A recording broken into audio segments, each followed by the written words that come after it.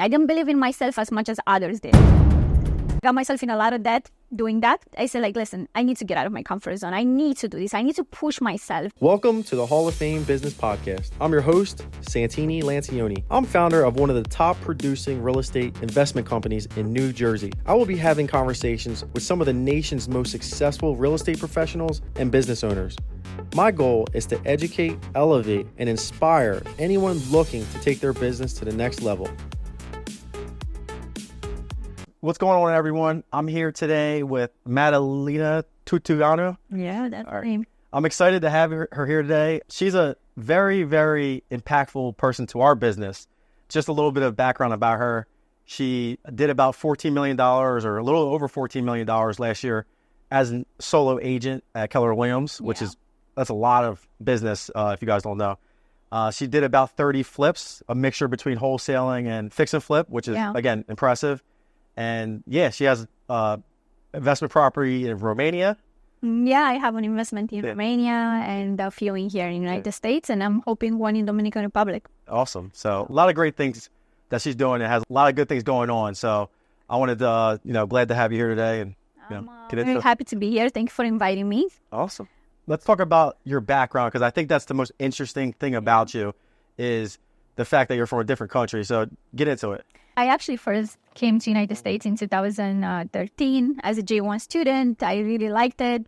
I came in the next year and again as a student, and then I went back and I loved it so much that I actually decided to move here a year later. So in 2015, I moved in the United States and How old were you at that moment? 21. 21, okay. 21 or 22, one of the two. But yeah, I don't remember. But yeah, it was a great journey. It was different, but I took the risk. So yeah, I can imagine like some of the challenges that you had adjusting to the culture of America. Yeah. I don't know if it was easier or harder, but just the language barrier alone, talk about how you adjusted to that. Yeah, I mean, I spoke English all my life, but obviously I have an accent still, and my accent back then was even stronger. And there was a lot of the words I didn't know. And the culture was different, and it was a big, big adjustment. My family was away. My friends were away. When I moved here, I thought that a lot of my friends that we came as students, they're going to move, and it happened that I didn't get the visa to move. So I ended up being the only one, and that was interesting, Wow. Yeah. So 21 years old, you're in America, and what did you do next? Well, I was here. I actually had a boyfriend, an American boyfriend back then. So we moved together. His family helped me get a job. I remember my first job was a barista at a coffee shop. Okay. So they sold me the American dream, let's say it that way, because his family and him were telling me back then that I could get an office job. I have a university degree, so I was hoping that I'm going to work in Philly or somewhere, not in Atlantic City. Yeah. But I ended up working as a barista. And then I ended up getting another job because I wasn't getting paid enough. And I got a hostess job and I got a server job. So I was working 3 jobs, 7 days a week, no day off. Wow. And I did that for like 3 years. Gotcha. Straight. You were hustling, working your tail off. Yep. Making probably minimum wage or, Yeah, I was making... trying to figure it out. I was making $3 an hour as a server, plus tip, obviously. As a barista, I was making $10 an hour. And I was actually a barista. I was a cleaner for that place, and I was a cooker and a manager. I was doing the schedule for the other workers. Wow. So for $10 an hour. Yep. That's crazy. Ventnor. So at what point did you say, all right, I got to change my life? Like, did you accidentally get into real estate? What was the next step for you to get? So I was, eventually I got a very cushy steakhouse job. Okay. For Robert Steakhouse in Hot Rock back then. And then I was still working at Carmine, so I was going back and forth as a server there and a bartender in the other place. I was making pretty good money. I could say I hit 6-figure by just doing that. Wow. Okay. Yeah, so it wasn't, but the same, no day off. I was just working. Okay. And it just happened something, and one of the jobs fired me. The other one, I said, I'm done. And my agent that sold me my first house, she impressed me, and I was like, you know what? I could do this. This is not complicated. Yeah. And I started doing it. Wow.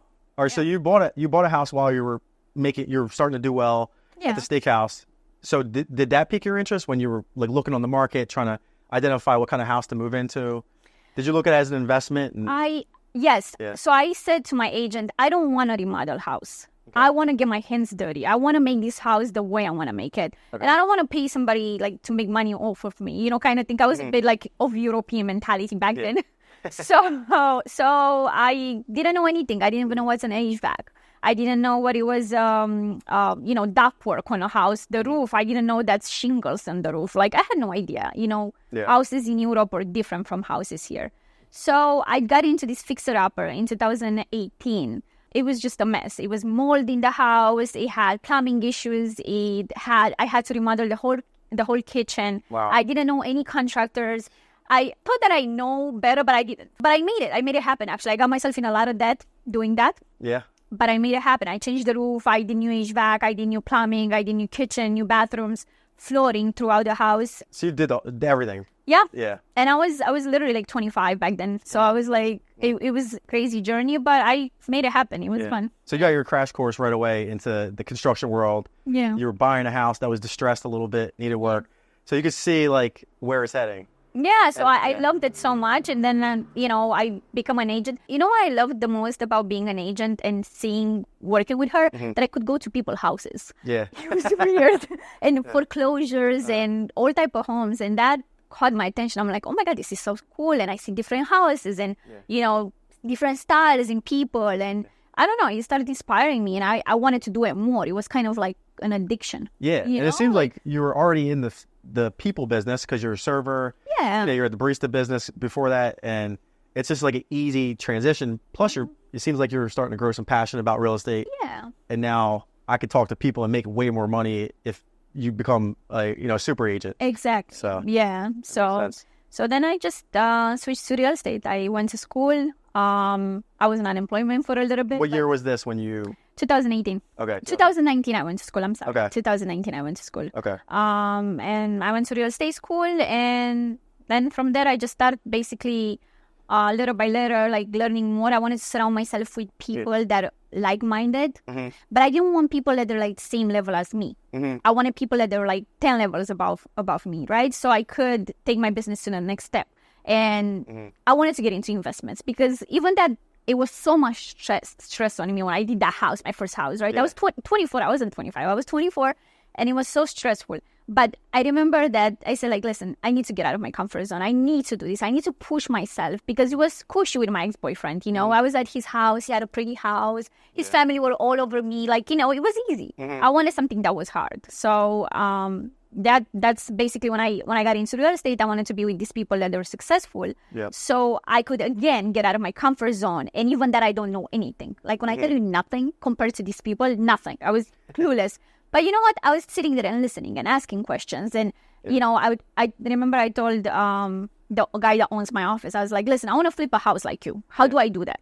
Okay. So that guy, was he the first person that you gravitated towards and say, I want him to kind of, whether he knew it or not, like show me the way or show me the way he does things? Okay.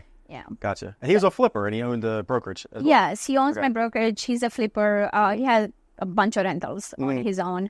And he got me a coach. He got me a MAPS coach, it's called. It's basically a real estate coach. Yeah. And she helped me she taught me a lot when it came to the real estate world and helped me overcome objections and helped me overcome my limited belief because I did have a lot of limited belief inside me. I didn't believe in myself as much as others did.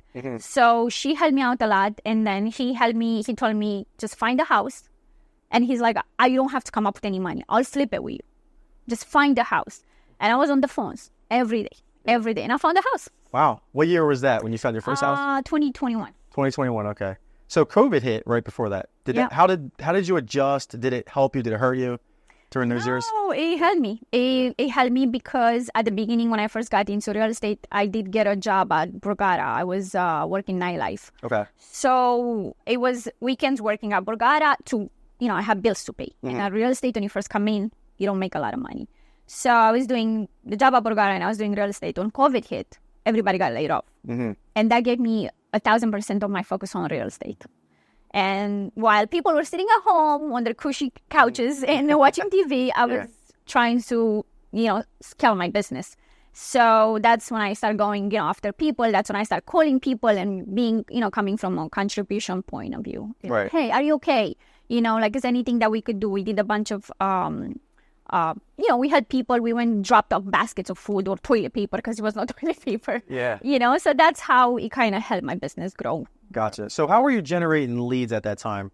when COVID hit, you know, obviously you have a mentor kind of in your broker. Yeah. You're obviously calling people. Like, did you start learning how to identify distressed sellers or how to market to homeowners? No. So that's one thing they didn't coach me in at the beginning, distressed sellers. Okay. They were coaching you mostly towards people that have equity and they might have a high probability to move, right? So it wasn't pre-foreclosure or anything like that. So what we did, we were calling people that own their house for 20 years and they're older. And there was a high probability they got So a very niche list that you were pulling. Yeah, and also these people that were older, they're a little more concerned about their health. Mm-hmm. So you're calling them and be like, hey, are you okay? Do you need anything? You know, you just become friendly with them. You help them out. And then you'll be on top of their mind if the idea of selling comes up. Right. And so you were on the phones calling these people all day long. Yeah, in 2020, that's what I was doing. And I had a lot of buyers and sellers, and that's how my business. And your coach helped you learn the sales script? And okay. Were you working for anybody or just yourself at that time? I was with this guy, with the broker, the guy that owned my office. So I was helping with that? Yeah, he was helping me too. Every Tuesday, he was coaching me. Mm-hmm. We had a team. This Russian agent girl, she was there before me. She helped me out a lot too. Okay. They had a very good processing team, so they're processing for me. So they took away the processing from me, and that helped me focus one thing. Gotcha. Yeah, that's big for sure. So at that point, how many deals were you doing like in 2021? It sounds like that's when you really started to figure out the business. Like 21, 22, was there a inflection moment in that time where like your business just took off? So in 2020 is the first one I started taking off. I sold, I think, 30 houses, but that was basically my first full year in 2020. That's a lot of houses though, as a new agent. Yeah, exactly. I was a new agent, so I was just getting my feet wet. And then in 2021, I went from 30, I went to 55. So I went but remember one thing, I got bronze in 2021. Which is how much is bronze? That's not a lot. But remember, the average sales price back then was $200,000. So to sell that many houses, and that's when I started getting into investments with investors. Mm-hmm. And they were buying $30,000 homes. Now $30,000 homes don't exist anymore. But back then, they were a thing. So I sold like 55 houses. I sold like 8 million or 9 million back then in 2021, which was a lot for me being a new agent and with a low sales. That's a lot of transactions. Yeah. 2022, I probably sold another 50 but higher price point. Okay. I think it was like 12, 13 million in 2022. Okay. And then last year I sold 14 a little bit. Gotcha. So out of all those houses, let's go back to 2021 or 2022. Between the 35 to 55, would you say that a lot of those were from a couple investors, or were you actually like marketing to regular sellers and getting a couple of their listings as well? How was like you generating those listings? So I guess people saw the hungriness in me. I was hungry. I was very like all day in the office, like 9 a.m., 8:30 a.m. to like 5 p.m. I was the last person to leave, the first person to be there. So agents start liking me a lot, agents that are very successful already. And they didn't want to work with buyers or with these investors that want to buy $30,000 homes, right? So they're like, oh, give it to Madalina, So they start giving me clients, and some of them, they want to refer, like, to pay them back some money. Some of them just pass to me. He's like, I don't care, just have it. Gotcha, yeah. So I started getting a lot of referrals, and I started going on Mojo, and I started calling people. And I remember I got one lady, I got 6 or 7 transactions from her. Wow. Just one lady. Just from a call? Just from a call. Wow. She's like, how did you know I want to sell my house? I was like, I didn't.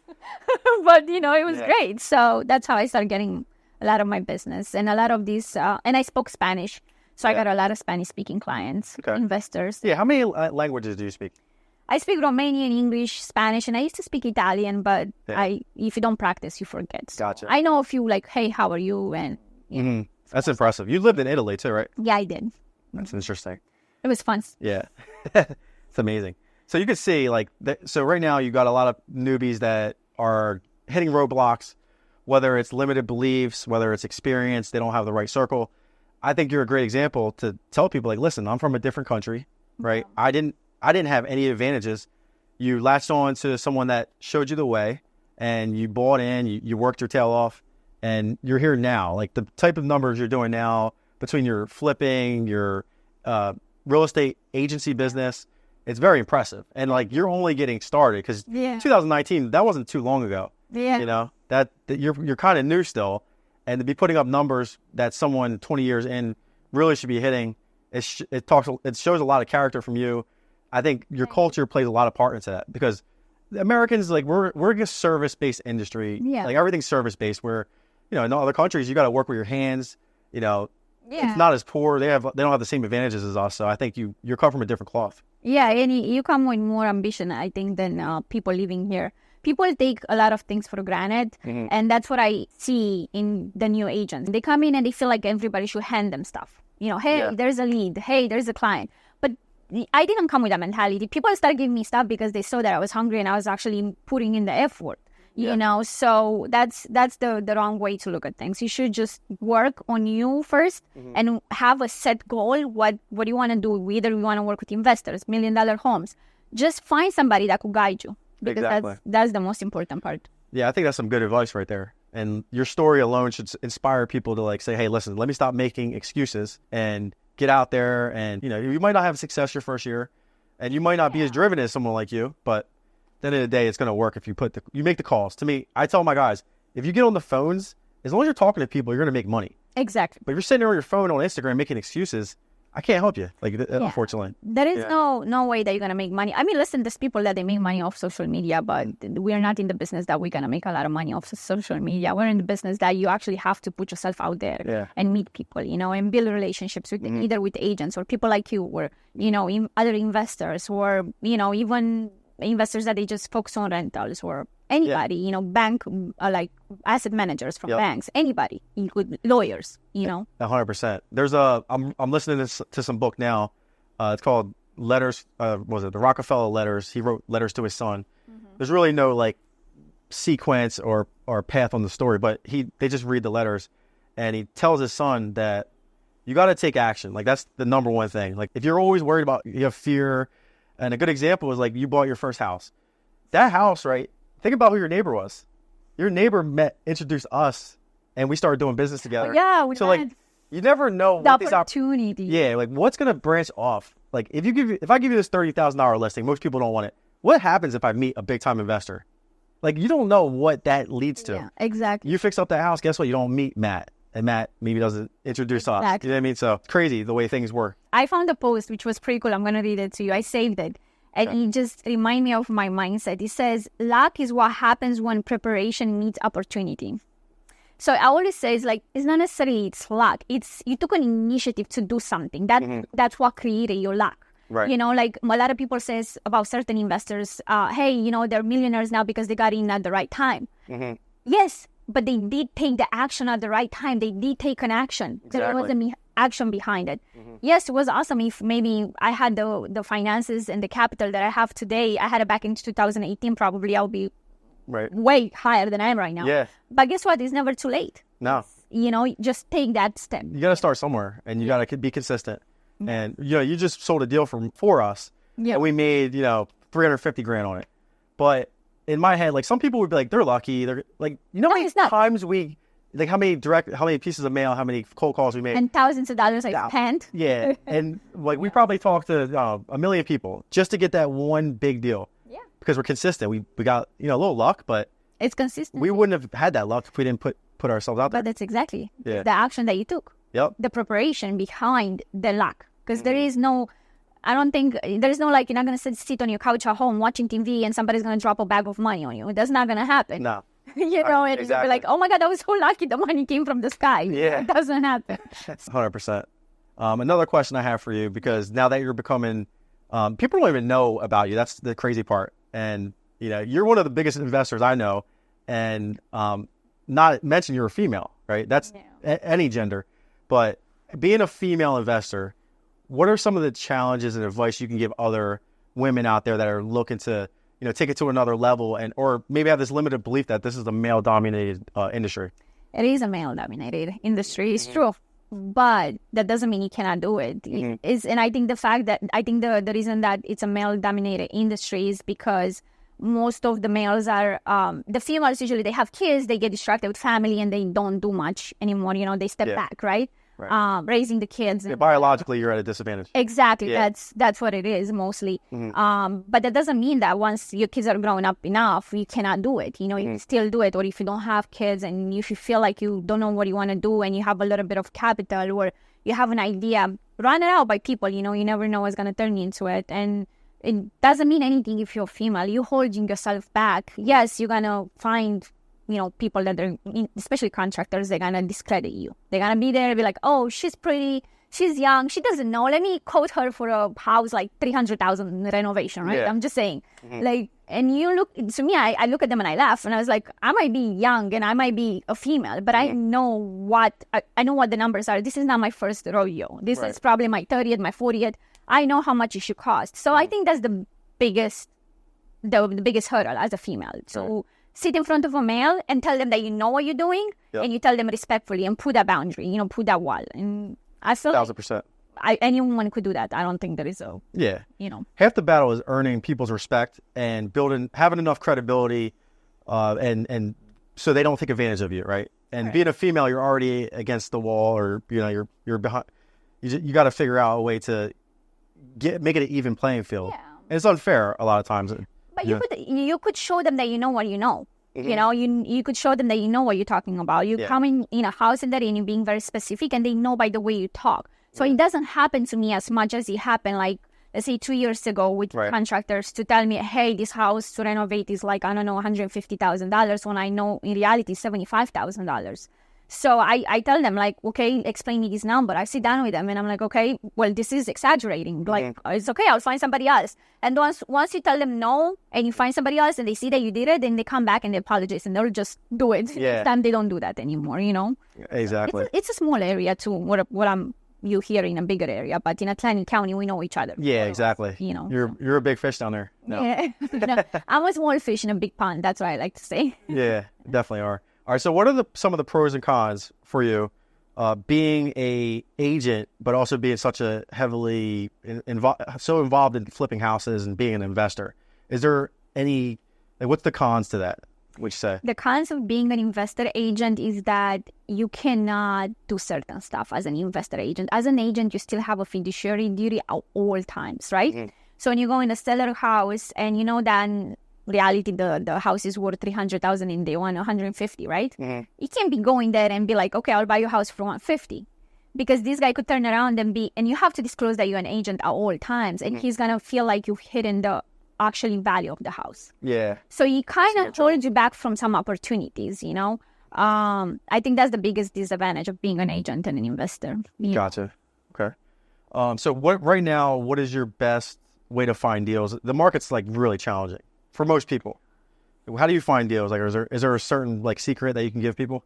So I'm a little crazy. So I go and knock on people's doors. Yeah. Like if I drive by your house and I see your house looks like caca, I'll knock on your door.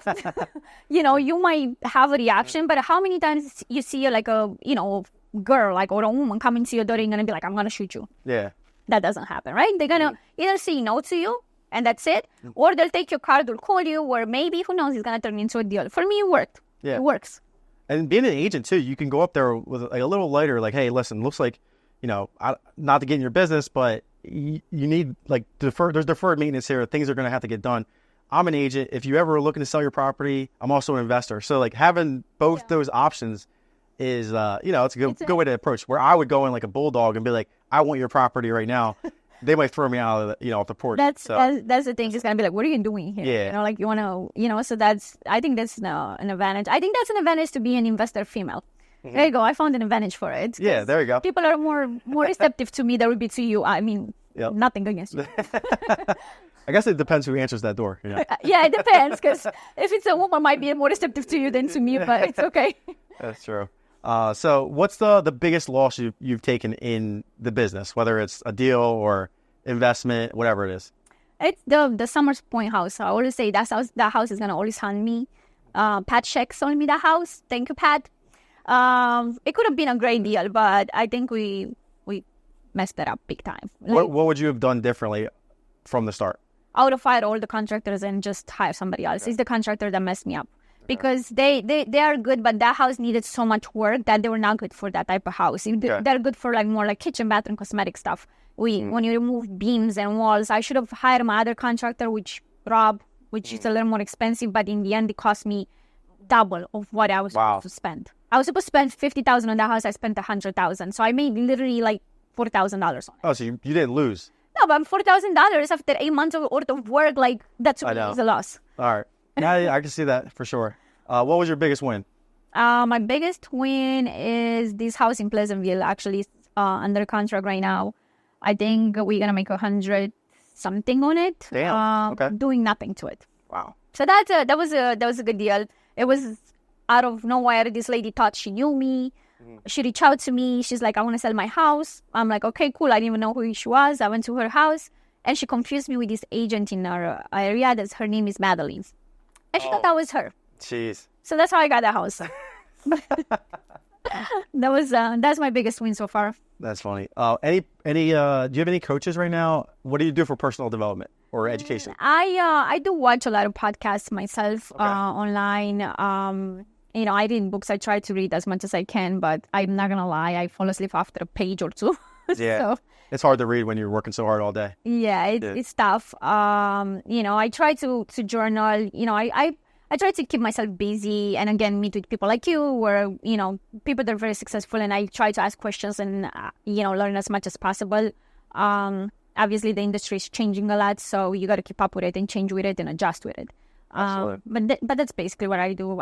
I should get a coach, and my next thing on the list is getting a coach because I do want to start a different business from real estate. Okay. And I think I know I need guidance because I don't know where to start. Francisco actually recommended me to talk to Steve Pittman. Okay. And I'm probably gonna reach out to him about something. But it's he has his hands in everything. It seems like it. And he's calm, cool, and collective all the time. He's always got something going on. So that's cool. What's your goals in the real estate world for 2024? We're like almost halfway through, so I'm doing pretty good so far. I'm hoping to hit that 20 million mark this year and just get the platinum. Okay. But if I hope, we'll see. You never know. The things are changing. So and I hope and I know that I'm gonna finish 20 flips this year. Just flips. I'm not talking about wholesaling, working with you guys and stuff like that. I'm just talking about flips. And that'll be amazing. I might go over it. We'll see. But yeah. Awesome. That's what I'm. Where do you see your business in 3 years? I see myself actually an entrepreneur. I see myself starting something different. How I said, I'm going to continue to do what I'm doing, but I do want to start another business that I'm not going to be as much hands in. And it's going to be another source of income. I do want to acquire more rentals, and I want to leverage people a little more than I am right now because that helps you focus better. And I feel like in the long run, you make more money like that than you being all over the place. Yeah, absolutely. 10 years from now, how do you see your life? Kids, business, everything. Yeah, well, I'm hoping in 10 years from now to be married and have kids, but that's not something that I could control. That's why business to me seems so easy because you control it. I feel like not that you could control it, but you have a saying. If you know that if you're making certain type of actions, it's going to give you a result, right? Yep. In your personal life, no matter like how many actions, you depend on other people, and it's more emotion and sentiments involved and other things that you can't say, hey, 10 years I'm going to have kids or I'm going to be married or whatever the case might be, because it doesn't depend on you. Yeah. So I'm hoping that I'm going to have kids and I'm going to be married, and I hope that I am going to step a little back, from doing what I'm doing right now. I hope like I'm going to grow my business to a point that's going to run more on itself, and he's not going to need me and my attention as much as he needs me right now. Obviously, I still want to be involved, but I don't want to be like as full hands-on as much, So I'm hoping to have a partner that could help me leverage that, and we could grow together, Yeah, that's important. Someone that could help you grow your business and manage it while you do what you need to do at home. Yeah. So that's, I like that. One thing about you, like I've seen talent in you from the time we met, and people don't know this, but you run our office down in Linwood. And it's finally starting to become a little profitable. It took a while, but it also is our fault because we got to put money into it, right? There's marketing. And it's a startup. It's a new startup, so it takes time a little bit, but I think we're doing good. I think we have two great, talented guys there. They're amazing. They're committed. They're there every day. Exactly. They're hitting that phones. Well, that's a testament to you, because a big part, you just said that you're looking to leverage people, and this is good practice for you to learn. Like, all right, you brought in two guys. First of all, we kept them for 9 months now, and they're working harder than our team does here. No joke, they probably make double the calls, and they have a good attitude. They love working for you, so that's really a testament to you and where you're heading. And that's it's not easy to do that stuff. No, I love it. I mean, I love it. I love them both. Like, they're amazing, both of them. Very positive mindset. We joke around. We listen to calls, like the calls that we get, and it's crazy. But it's, you know, it's fun, but it's also productive at the same time. You know, we're productive when we have to be productive. And, you know, sometimes you crack a joke and you laugh a little bit and you grab a lunch together, you know? Yeah. So it keeps your day going. You go home and you don't feel like you're stressed, or you feel like, you know, like you got to be detached from it. You know, they feel good. I feel good. Everybody goes home and they're fine. Yeah. So you got some big news. I think this month maybe you might be jumping over you. Oh, me? Yeah. Yes, I do have big news. I was like, what news do I have? Yes, I am preparing to move to Hall of Fame realty, right? Realty, yeah.